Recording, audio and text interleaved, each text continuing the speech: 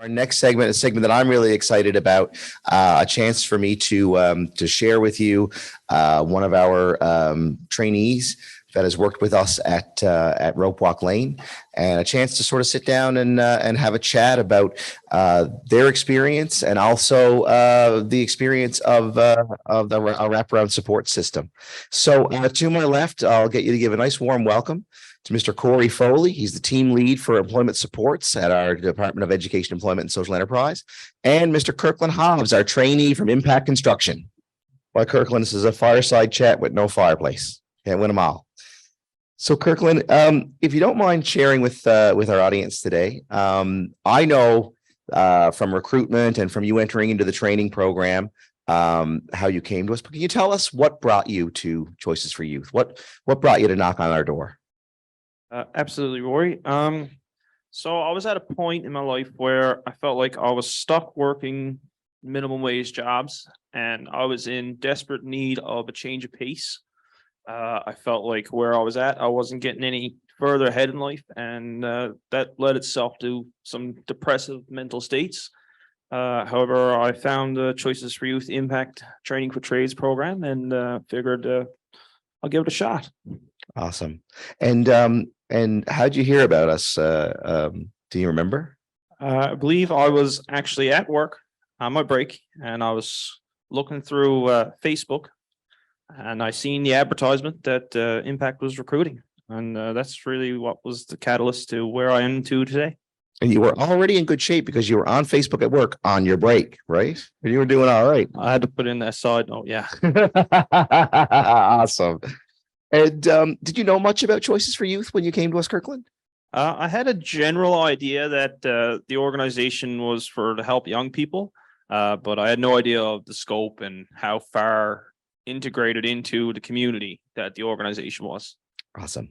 Excellent. So you came to us and you did the training program with my team for about 4 weeks, I guess. And then you successfully interviewed for Impact Construction. How did you feel about that interview? Were you nervous about that interview? I was most definitely nervous about that interview. Right. Just for a bit of background about myself, I have never touched a power tool in my life until this point. So yeah, I definitely had a bit of doubt going into it, but I knew that it was something that I needed for myself and for my future. And so, yeah, I was nervous about the interview, but I put that aside and did my best. Yeah. And how did you overcome some of that doubt, do you think? I think a lot of it was just, I realized at that time that in order to make a positive change for myself, that I just had to put that aside and just worry about, my future and, doing what I can to better myself. I love that, because that's one of the key things that I try to teach. And I know, Kirkland, you've heard me say it a million times, right? Life is all about the things you can control and the things you can't control, right? And so you focus on the can control 100%. Yeah, absolutely. So Kirkland, once you moved from the training program into working full-time with Impact Construction, what was that transition like for you? Was it a big change? Like I said, yeah, it was a big change. A lot of challenges presented themselves in terms of not only hard skills and learning how to operate power tools and how to do a job correctly, but also social skills.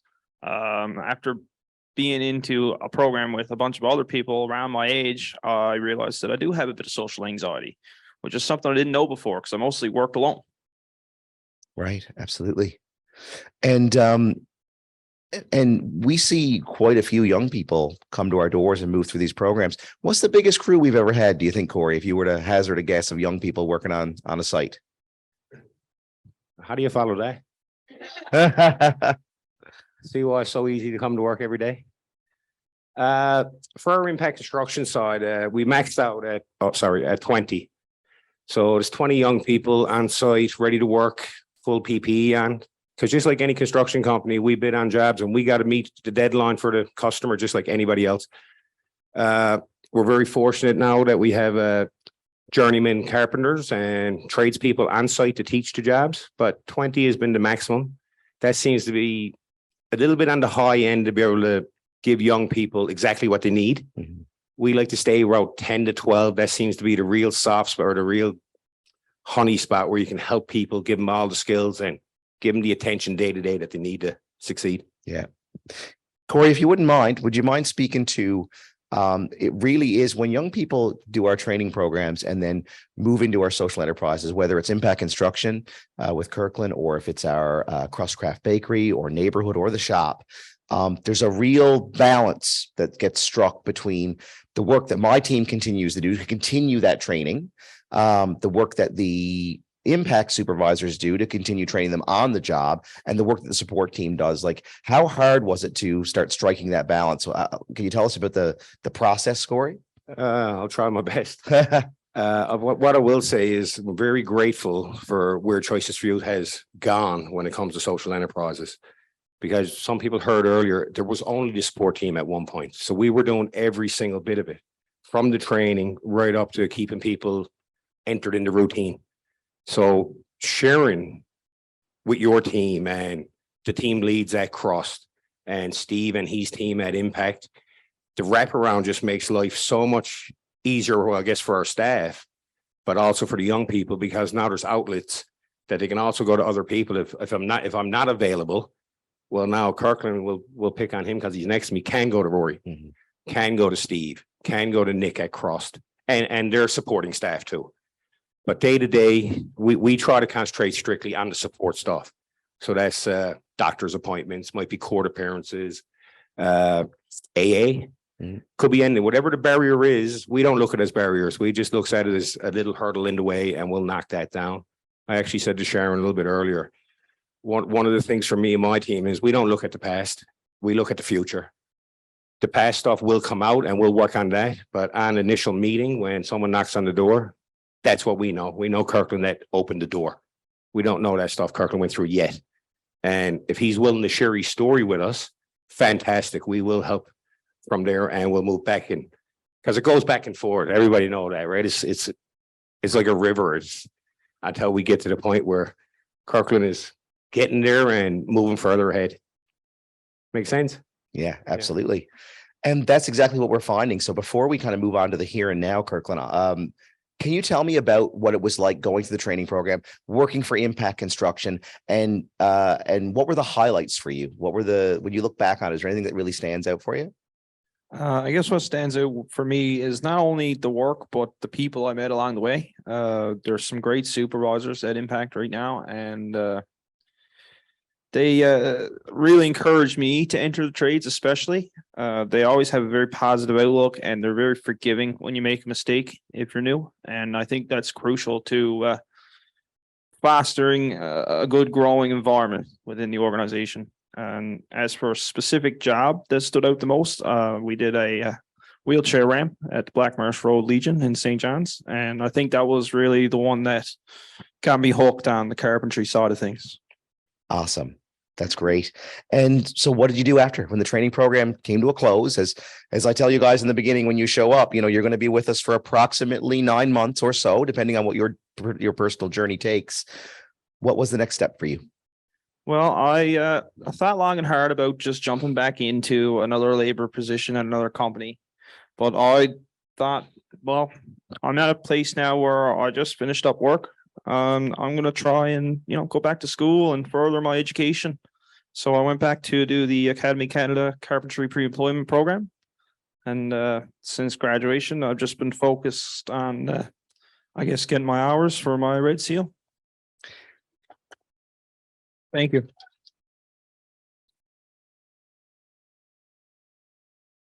I'm going to jump in for 1 second, Rory, please. Go for it. So hearing that story, you heard Chelsea say earlier, I'm pretty known in our organization for saying this shit takes a long time, because it do take a long time. Kirkland is actually the first young man that I'm very proud to say is actually back with us doing his apprenticeship through Impact Construction. We started off, and this is why I say this shit takes a long time. I think it was about 8 years ago, we tried to get a journeyman. It took us that long to get one.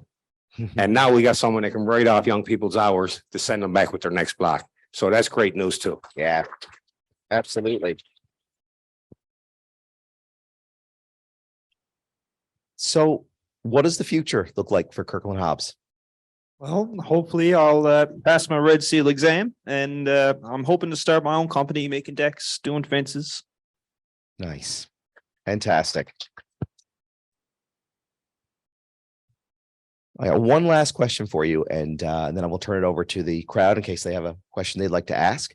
And the question is this: whenever young people come to our programs, I always get them to do an exercise with me where they put their hand on a sheet of paper and they trace the 5 digits of their hand.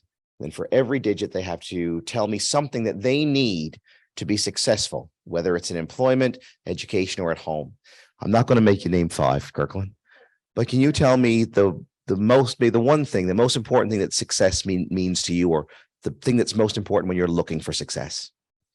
I think the biggest thing and the most important thing anybody needs for success is faith.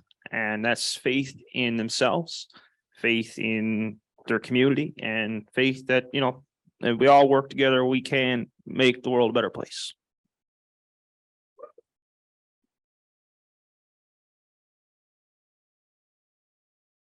I'd love to turn it over now to the crowd. And if anybody has any questions for Kirkland, Corey, or myself, by all means. There you go.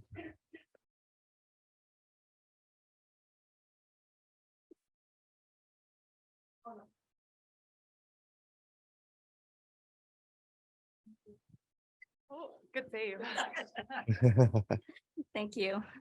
Hi, Kirkland. As you probably heard before, I'm Pauline and I work with Academy Canada at their head office here in Corner Brook. Kirkland, I have 2 sons of my own. One is 32 and the other one is 29. And when I look at you, I think of them, and I would say to them what I'm about to say to you now is that, and I have said it to them, that I so admire the steps you have taken and moved yourself out of the comfort zone to bring you to the happy place that you are today. So congratulations on that. And I'm sure as you pursue your career that you're going to be, with the attitude that you have, you're going to excel at what you do. So you keep going. I guess one question I have for you is, you mentioned that, I guess, you found out about all of this one day on your break or whatever. I'm just curious, at the high school level, what, when it comes to graduation, what exposure were you given to potential careers? Like say, looking at whether it's the guidance counselors, whether it's fairs. I'm just curious, was there much of that? I know in my time, which was a few years ago, that there was none of that for me. There was nothing. I don't even know if I spoke to the guidance counselor, let alone have what my career was going to be. So I'm just curious at the high school level right now, what you were exposed to, or do you see that things that could have been different? There was definitely a lot of different career options. We've done career days, and I got the opportunity to participate in a skilled trades class even in high school. But I guess at the time in my life, I wasn't receptive to the fact that I could even be a tradesman. So, yeah. And sometimes, like I was saying earlier, when it comes to our programming, we like to leave the door open for young people. If we've had many young people, Kirkland did our trades and construction program, moved into impact construction, and kept on moving up the ranks there. We've had lots of young people do our training program, actually get the job with impact construction, pass the interview, get the job, and within 2 weeks, you're like, it's not for me. And then we go, you can try another one. So I always tell people I'm 45 and I'm still trying to figure out what I'm going to be when I grow up. So it's no problem for you to take your time too. Anybody else? Kirkland, I think I can echo for everybody here, congratulations on your accomplishments. And no doubt you had supports here, but it came from you, signing on and making a commitment to make this happen. As you know, I'm a politician and everything is based on how we move things in the right direction. Is there some stumbling block, some big issue that you first faced that might have been something that you might have said, enough is enough, I can't get through it? Because if you're facing the stumbling block, so are the agencies that are trying to support you. Is there something there that almost put you to the edge that we in a position of power could change very quickly to make sure there's less hurdles for you to be able to be successful as you have been? Well, do come from a single parent household, and that presents its own unique challenges, especially economically. And I would say that any support that we can give to single families makes a world of difference. Absolutely. Excellent. Thank you. Any other questions for Kirkland or Corey? Oh, I think we have one down in the back here. Jen, thank you so much. Yeah.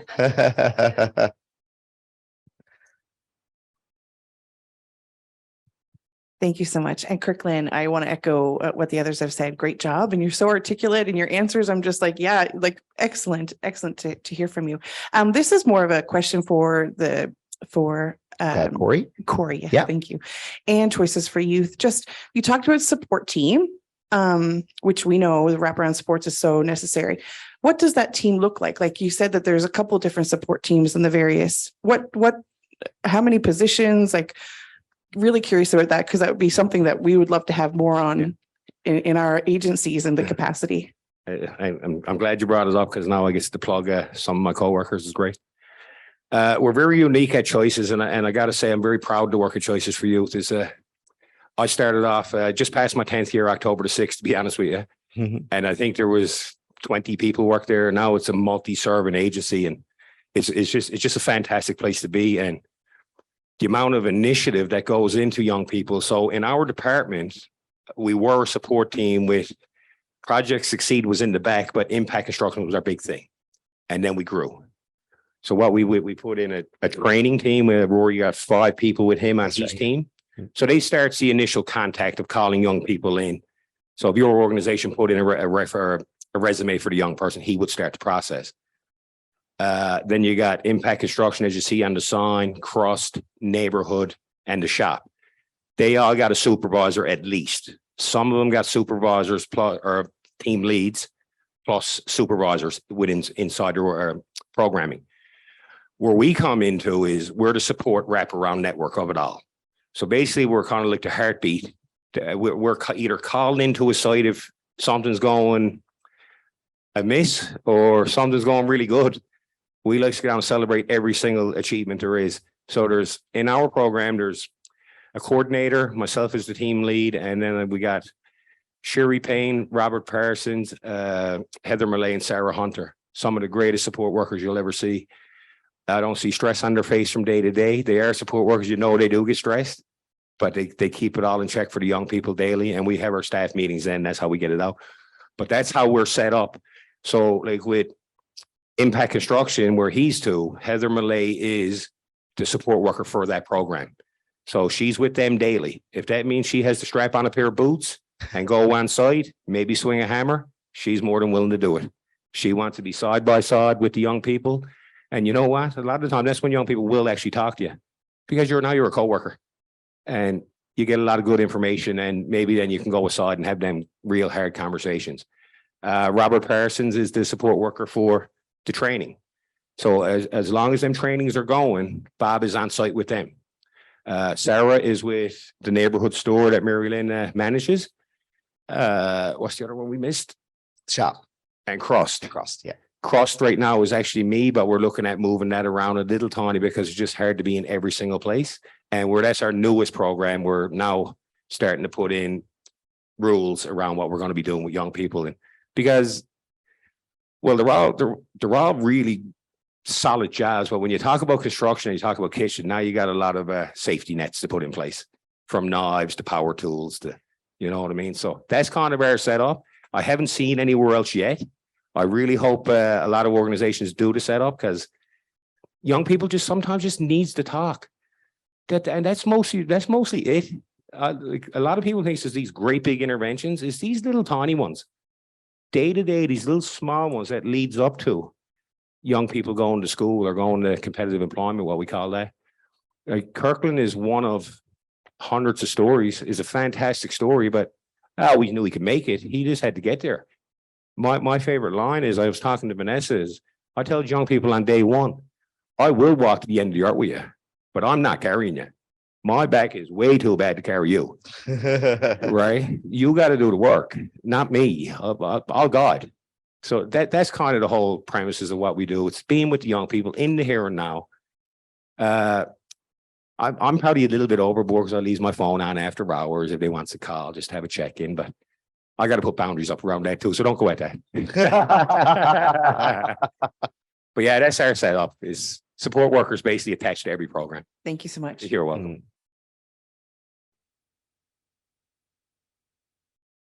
Any more questions or comments for Kirkland or Corey? Oh, Yeah. one over here. Thanks. Just Yes, for our why not? friends for our virtual, right? Yeah. Okay. So my question is for Corey, and it's just sort of goes along with what Jade was asking, is you mentioned around when people call and they go through Rory with resumes and that. So, and I guess this goes back to the research project as well, is there is talk about the unheard.